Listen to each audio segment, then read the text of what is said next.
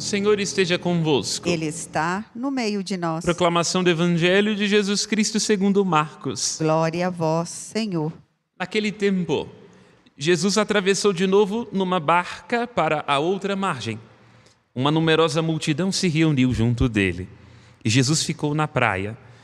Aproximou-se então um dos chefes da sinagoga, chamado Jairo. Quando viu Jesus, caiu aos seus pés e pediu com insistência: minha filhinha está nas últimas. Vem e põe as mãos sobre ela para que ela sare e viva. Jesus então o acompanhou. Uma numerosa multidão o seguia e o comprimia. Ora, achava-se ali uma mulher que há 12 anos estava com uma hemorragia. Tinha sofrido nas mãos de muitos médicos, gastou tudo o que possuía e, em vez de melhorar, piorava cada vez mais. Tendo ouvido falar de Jesus, aproximou-se dele por detrás, no meio da multidão, e tocou na sua roupa. Ela pensava: se ao menos eu tocar na roupa dele, ficarei curada. A hemorragia parou imediatamente e a mulher sentiu dentro de si que já estava curada da doença. Jesus logo percebeu que uma força tinha saído dele e, voltando-se no meio da multidão, perguntou: quem tocou na minha roupa? Os discípulos disseram: estás vendo a multidão que te comprime e ainda perguntas quem me tocou? Ele, porém, olhava ao redor para ver quem havia feito aquilo. A mulher, cheia de medo e tremendo, percebendo o que lhe havia acontecido, veio, caiu aos pés de Jesus e contou-lhe toda a verdade. Ele lhe disse: filha, a tua fé te curou. Vai em paz e fica curada dessa doença. Ele estava ainda falando quando chegaram alguns da casa do chefe da sinagoga e disseram a Jairo: tua filha morreu, porque ainda incomodaram o mestre? Jesus ouviu a notícia e disse ao chefe da sinagoga: não tenhas medo, basta ter fé. E não deixou que ninguém o acompanhasse, a não ser Pedro, Tiago e seu irmão João. Quando chegaram à casa do chefe da sinagoga, Jesus viu a confusão. E como estavam chorando e gritando, então ele entrou e disse: por que essa confusão e choro? A criança não morreu, mas está dormindo. Começaram então a caçoar dele, mas ele mandou que todos saíssem, menos o pai e a mãe da menina e os 3 discípulos que o acompanhavam. Depois entraram no quarto onde estava a criança. Jesus pegou na mão da menina e disse: Talitá cum, que quer dizer: menina, levanta-te. Ela levantou-se imediatamente e começou a andar, pois tinha 12 anos. E todos ficaram admirados. Ele recomendou com insistência que ninguém ficasse sabendo daquilo e mandou dar de comer à menina. Palavra da salvação. Glória a vós, Senhor. E pelas palavras do Santo Evangelho sejam perdoados os nossos pecados. Amém. Eis nós, uma vez mais, diante da carta aos Hebreus, compreendendo o esforço do autor deste escrito de ajudar os cristãos da primeira hora a não retrocederem na fé. O risco, diante da compreensão de que seguir a Jesus Cristo comporta dificuldades, era o de voltar aos ritos, às prescrições, ao templo, ao sábado judaicos.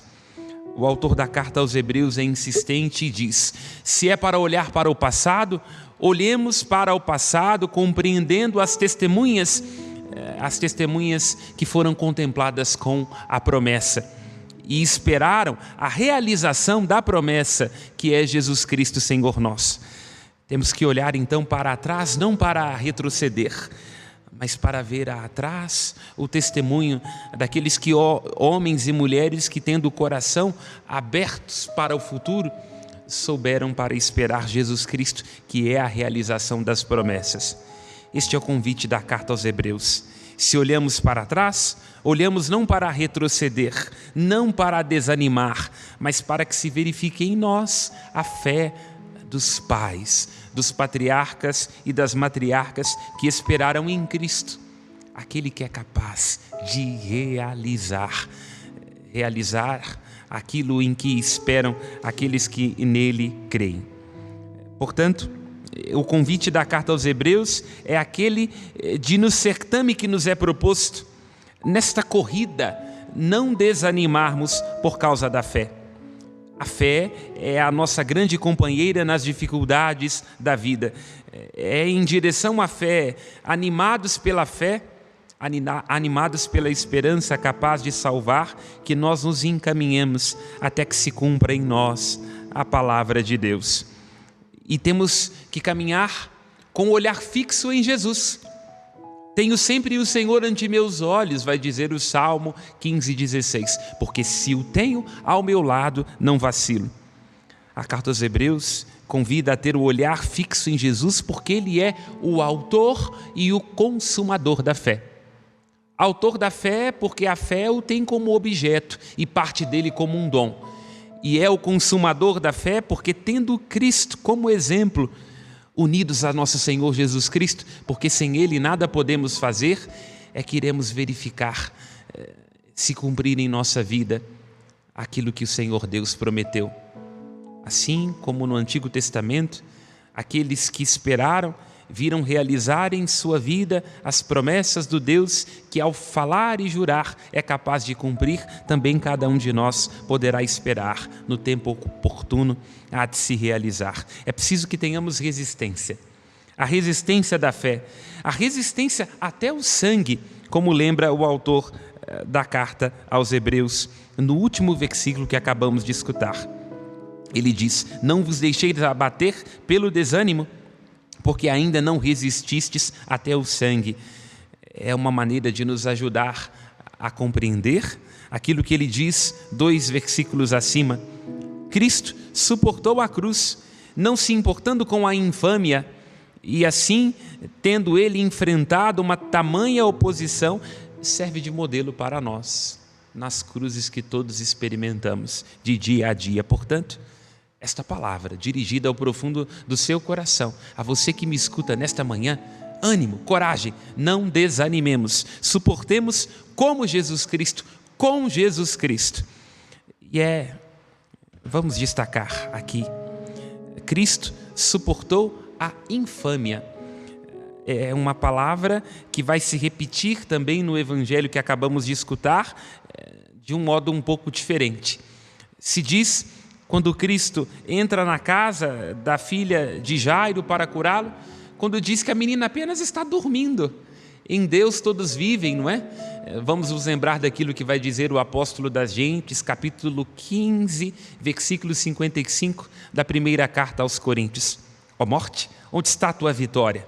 Onde está o teu aguilhão? Portanto, Jesus Cristo é Ele, o Senhor mesmo, que dá a morte da vida, que pode fazer descer a sepultura e faz dela voltar. E aqueles que não têm fé, riem-se disso. E Cristo suporta esta infâmia, porque o seu grande objetivo, para além das incompreensões humanas, é manifestar a força divina que Ele veio trazer como mensageiro, como grande profeta da parte do Pai. Nesta infâmia, neste riso que podemos nós provocar por nossa fé e por nossa confiança em Jesus Cristo, lembremos-nos da metáfora de Kierkegaard. Ele trazia num dos seus pensamentos a metáfora do palhaço. Ele dizia que, e podemos assim compreender, não é? O homem contemporâneo, aquele que crê, está exatamente neste lugar. Um palhaço toma consciência de que uma aldeia está pegando fogo e se põe a dizer daquilo que está acontecendo. Então todos veem este palhaço e começam a rir, não é? Achando que se trata de uma traquinagem. Assim somos nós no mundo contemporâneo.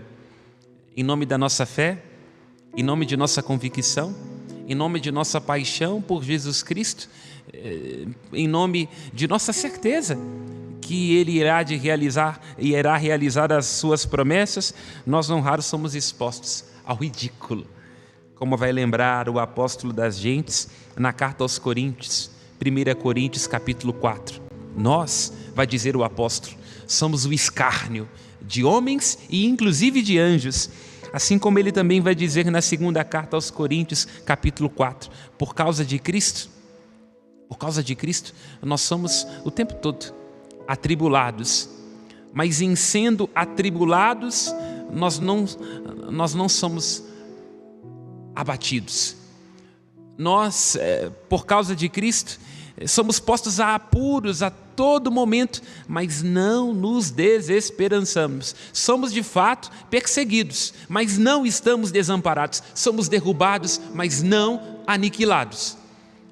Esta tem que ser a nossa confiança profunda, porque de fato riem de nós, somos expostos à infâmia, somos causa de riso de homens e de anjos, e devemos nós perseverar, como lembra o autor da carta aos Hebreus, nesta sua metáfora desportiva.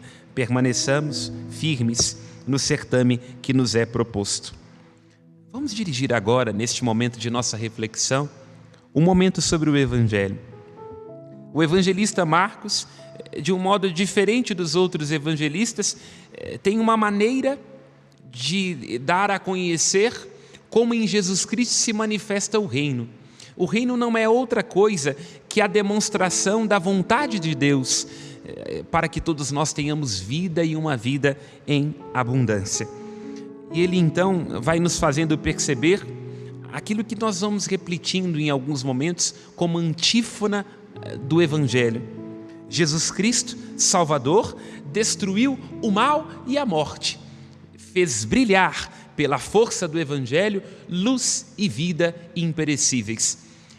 O evangelista Marcos vai nos ajudando a perceber o Cristo como uma luz. Lembra daquela luz lá do livro do Gênesis?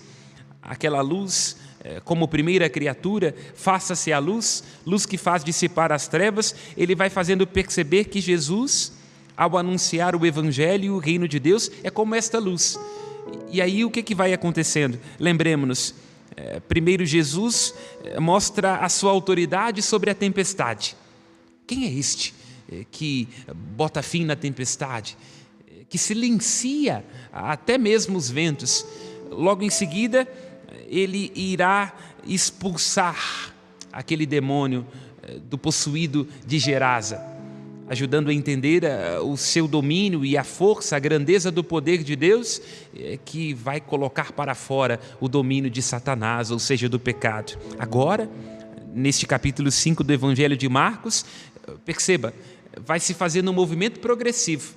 A tempestade, o mal natural, ele é capaz de, com sua palavra, botar fim ao poder dos demônios. Agora irá curar uma doença e logo em seguida será capaz de ressuscitar os mortos. Percebe? É como a luz do amanhecer. Pouco a pouco, discretamente, um raio de sol, a aurora até o sol do meio-dia. Portanto, em Jesus Cristo vai se manifestando a grande salvação. E ele vai se mostrando como aquele que é capaz de dominar tempestades, expulsar demônios, curar doenças, e como aquele que irá trazer a ressurreição. E vamos vendo também no Evangelho, alguns versículos à frente, no capítulo 6, Jesus irá ser expulso de Nazaré. Esta que é a ideia.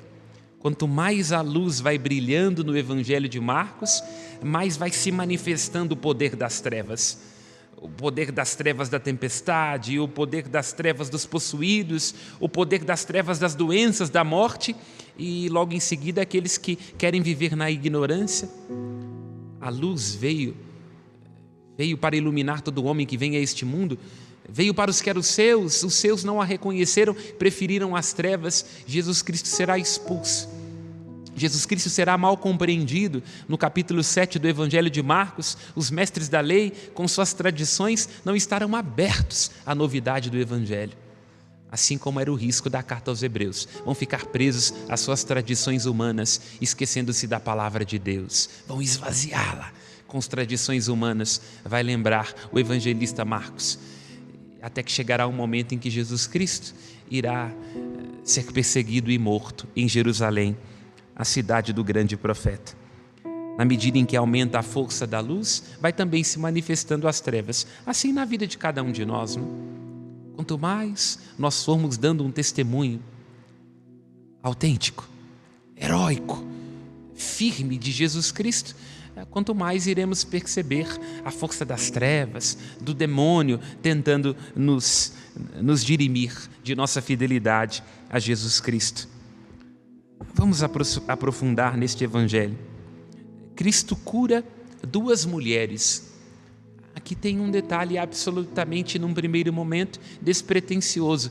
Não há relatos no Antigo Testamento de curas dirigidas às mulheres. Vemos aqui em que medida no Evangelho está havendo uma guinada, do ponto de vista de que Cristo está realizando em sentido pleno aquilo que os profetas apenas enunciavam. Lembremos-nos lá de Elias, 1 Reis, capítulo 17, quando Elias cura o filho da viúva de Sarepta. Quando Mendelssohn, um grande compositor, traduz este momento de Elias que cura o filho da viúva de Sarepta, ele introduz o Salmo 97 e 98, que diz: uma luz brilha nas trevas para os justos, alegria para os retos corações. Mendelssohn, na sua música, e te convido, se ainda não conhece essa belíssima composição, pode pesquisá-la no YouTube, é uma obra belíssima. Mendelssohn reproduz na melodia, nos acordes, com a orquestra, todo o itinerário do profeta Elias e faz entender que é um itinerário de uma luz que a manifesta aos justos. O justo, compreendamos, como lembra o apóstolo Paulo, é aquele que vive da fé. Consegue entender aqui a relação profunda destes textos? Cristo está realizando de modo pleno aquilo que Elias, como profeta, começou a realizar. Elias, pelo poder de Deus, foi capaz de ressuscitar o filho da viúva de Sarepta para esta vida. Cristo também o faz com a filha de Jairo, mas irá trazer para nós a grande ressurreição para uma vida que não terminará jamais. E aqui voltemos ao detalhe. São duas mulheres. Qual é a relação entre elas? O número 12. Uma mulher, a primeira, sofre há 12 anos com hemorragia. E compreendamos aqui, se ela sofre com hemorragia, ela é uma mulher, na perspectiva do homem antigo, que está em contínuo estado de impureza. É por isso que ela tem medo de tocar Jesus, tem que fazer escondido, porque ela sabe, como conhecedora da lei, que ela não pode encostar em Jesus em sendo uma mulher impura. Mas Jesus está aqui subvertendo a ordem. Ele demonstra pouco respeito para os preceitos rituais. Não é que ele seja um profanador do sábado, da lei, mas ele atravessa todas estas coisas consagrando-as. E então ele mostra que está invertendo a lógica. Não é agora uma impureza que vai tornar alguém impuro, mas ele, em sendo a fonte de toda a pureza e de toda a justificação, alcançará o banho da regeneração e da renovação a todos aqueles que se aproximam dele. Em primeiro lugar, trazendo a cura da alma, que é a nossa grande enfermidade, mas podendo também, se assim for útil para a nossa salvação, realizar curas de nossas doenças e enfermidades. Esta mulher, então, ferida na própria fecundidade, afastada do convívio social, recebe pela fé a graça desta luz que brilha pelo Evangelho de Jesus Cristo. E temos a segunda mulher, a menina, que tem 12 anos, portanto, já em condição de poder iniciar as suas núpcias, mas que, no entanto, por causa de uma doença, de um mal, morre. E Cristo, então, vem já prenunciando aquilo que irá manifestar, em sentido pleno, em sua cruz, em sua ressurreição. Irá nos dar uma vida nova, uma vida plena e uma vida imperecível. Compreendamos nós, irmãos e irmãs, a fé a que somos chamados. Não desanimemos diante das dificuldades da vida, não estamos desamparados. Podemos nos abrir a esta luz que é Jesus Cristo. Ele veio nos arrancar de nossas trevas, de nossos medos, de nossas enfermidades. Não tenhais medo, crede, é o que ele diz a Jairo e diz a você nesta manhã. Louvado seja o nosso Senhor Jesus Cristo. As nossas preces.